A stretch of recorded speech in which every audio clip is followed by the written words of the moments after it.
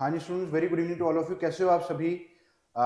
सो students, SBI का exam 1 नवंबर को होके हटा है, तो उसका हम जो रिव्यू है वो लेकर आएंगे।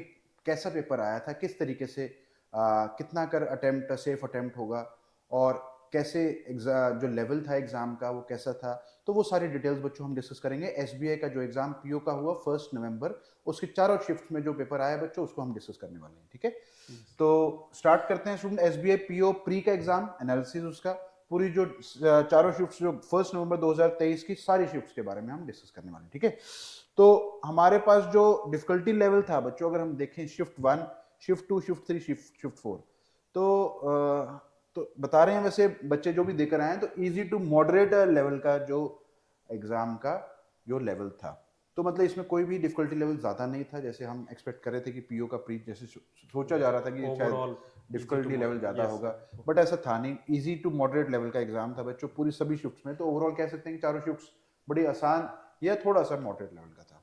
जैसे थोड़ा सा प्रीलिम्स में हमने एक्सपेक्ट किया था शायद थोड़ा डिफिकल्टी लेवल थोड़ा ज़्यादा है, बट ऐसा था नहीं बच्चों इसमें। जी सर। ठीक है, तो हमारे पास गुड अटेम्प्ट क्या होना चाहिए? तो गुड अटेम्प्ट 100 में से बच्चों 65 टू अगर 70 आपने अटेम्प्ट किया है तो आपका वो अटेम्प्ट अच्छा माना जाएगा, बिकॉज पेपर का लेवल थोड़ा आसान है।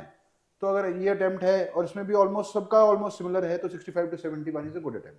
ओके, सो इसमें 100 क्वेश्चन, वही आपको पता है, आपको 35 और 30 क्वेश्चन इंग्लिश में, 35 रीजनिंग और मैथ्स में। रीजनिंग। तो 100 क्वेश्चन में से अगर आप 70 करके आए तो आपका अच्छा अटेम्प्ट है।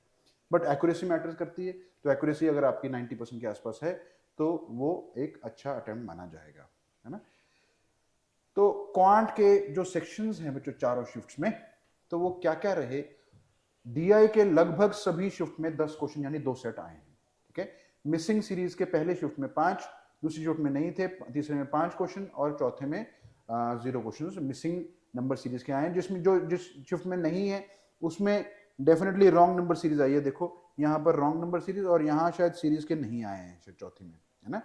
तो नंबर मिसिंग नंबर या रॉन्ग नंबर सीरीज में से 5 क्वेश्चन तो डेफिनेटली शिफ्ट में आए हैं। फोर्थ शिफ्ट में थोड़ा सा इसमें अरिथमेटिक के क्वेश्चन ज्यादा आए और क्वाड्रेटिक इक्वेशन एक ज्यादा आई, तो वही सेम जो लेवल है वो ऑलमोस्ट सेम अटेन हो जाता है बच्चों। 5 नंबर अगर मिसिंग सीरीज के कम हुए हैं तो कहीं ना कहीं वो क्वाड्रेटिक में या किसी और में सिंप्लीफिकेशन अप्रोक्सीमेशन में बढ़ गई है बच्चों। ठीक है, ये सिंप्लीफिकेशन में आप देख सकते हैं 6 क्वेश्चन यहाँ पर आए हैं। तो केसलेट के एक सेट आया है शिफ्ट 1 में, बाकी किसी में नहीं था। क्वाड्रेटिक इक्वेशन के 5 क्वेश्चन यहाँ पर, 5 क्वेश्चन यहाँ, 6 क्वेश्चन यहाँ, शिफ्ट 2 में नहीं था।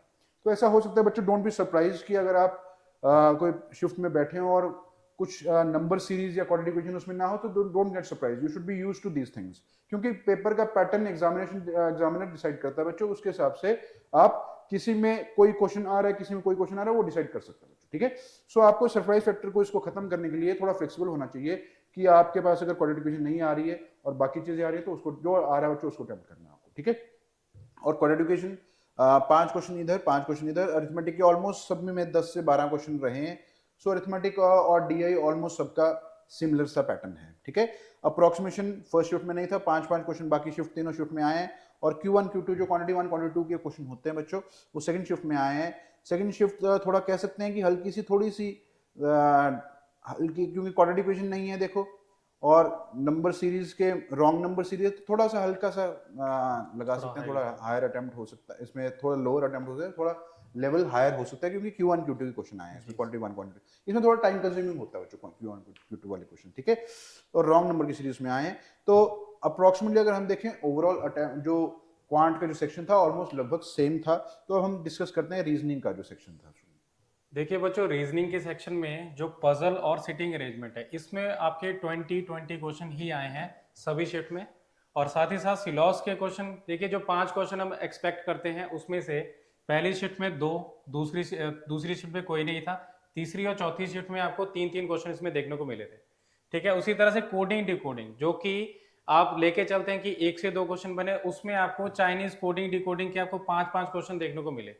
ठीक है, इसी तरह से ब्लड रिलेशन की अगर हम बात करें तो उसमें 2 से 3 क्वेश्चन, ठीक है, ये जो छोटा क्वेश्चन था उससे 2 से 3 क्वेश्चन उसमें बन रहे थे। ठीक है, उसी तरह से यहाँ पे भी आपको फोर्थ शिफ्ट में बात करें तो उसमें 2 क्वेश्चन बन रहे हैं। वर्ड फॉर्मेशन जो कि जनरली नहीं देखा जाता एग्जाम में, ठीक है, जो पीओ लेवल के एग्जाम या क्लरिकल में बहुत कम देखा जाता है, उसके आपको क्वेश्चन यहाँ पे एक एक क्वेश्चन देखने को मिला पहली शिफ्ट में, दूसरी शिफ्ट में और चौथी शिफ्ट में। ठीक है। इसी तरह से अगर हम ऑर्डर एंड रैंकिंग की बात करें तो उसमें से 3 क्वेश्चन आए थे, एक सेट आप मान के चलो 3 क्वेश्चन का, ये आपको पहली शीट में देखने को मिला था, बाकी शीट में ये अवेलेबल नहीं था। ठीक है। इनइक्वालिटीज जो कि हम 5 क्वेश्चन लेके चल रहे थे कि एग्जाम में आता है वो जनरली, बट यहाँ पे पहली शीट में नहीं था, सेकंड में 4, थर्ड में 3, फोर्थ में आपको 4 क्वेश्चन देखने को मिले थे इसमें। ठीक है। पेयर फॉर्मेशन की अगर हम बात करें, पेयरिंग का क्वेश्चन जो जनरली एक चिल्लर की फॉर्म में मिल जाता है एग्जाम्स में, वो आपको पहली शिफ्ट में नहीं था, बट अगर हम सेकंड शिफ्ट में बात करें उसमें था, और थर्ड शिफ्ट में था, फोर्थ में नहीं था। ठीक है।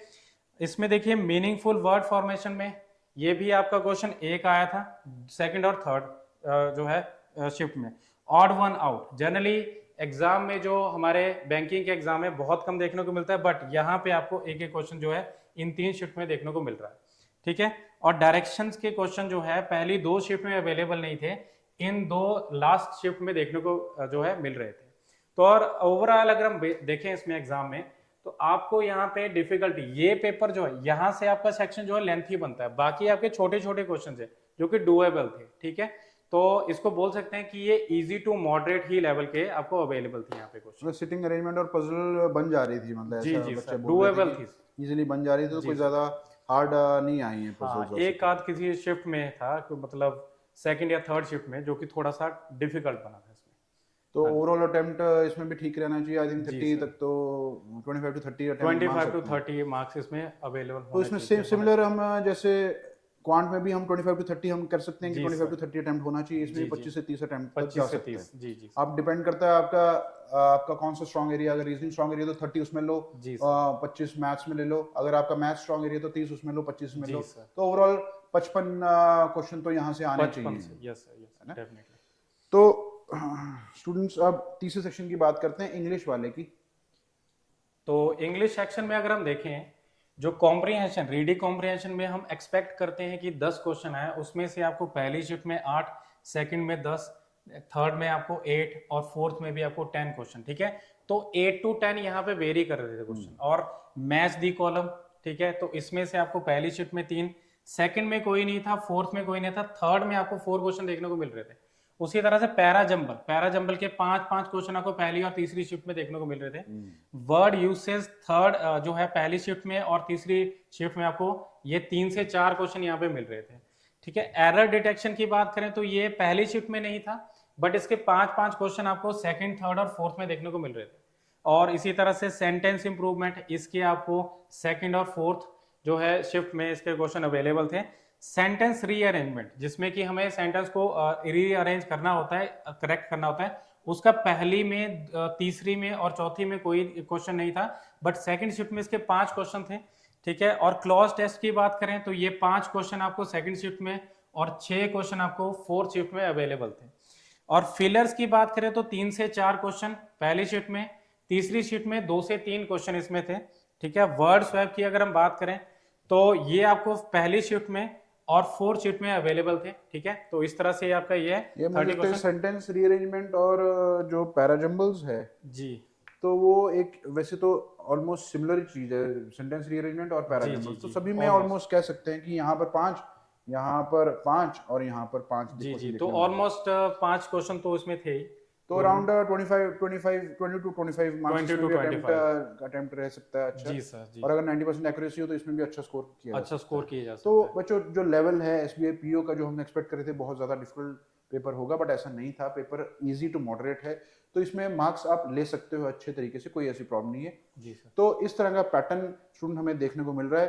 तो ऐसा ये जो ये वाला एरिया हो गया, ये कॉम्प्रिहेंशन और इसका ऑलमोस्ट एंटोनियम सिनोनिम का हो गया, या फिर आपका जो वोकैब वाला हो गया, और ये वाला जो एरिया है ये ग्रामर का एरिया हो गया। ग्रामर तो का ग्रामर भी जी काफी आई है इस बार, ऐसा नहीं है कि कुछ भी, मतलब 15 से 20 नंबर तो ग्रामर के इसी शिफ्ट में जी अगर सर, देखें अगर तो शिफ्ट 20 टू में शिफ्ट 2 में 15 तो से 15 से 20 20 क्वेश्चन तो डेफिनेटली जी है ही है ग्रामर का पार्ट। तो grammar is also important, but side by side आपको जो रीडिंग कॉम्प्रिहेंशन और जो आपकी वोकैबुलरी है वो भी इम्पोर्टेंट है। तो मिक्स एंड मैच सा हुआ है ऑलमोस्ट सारा सभी का।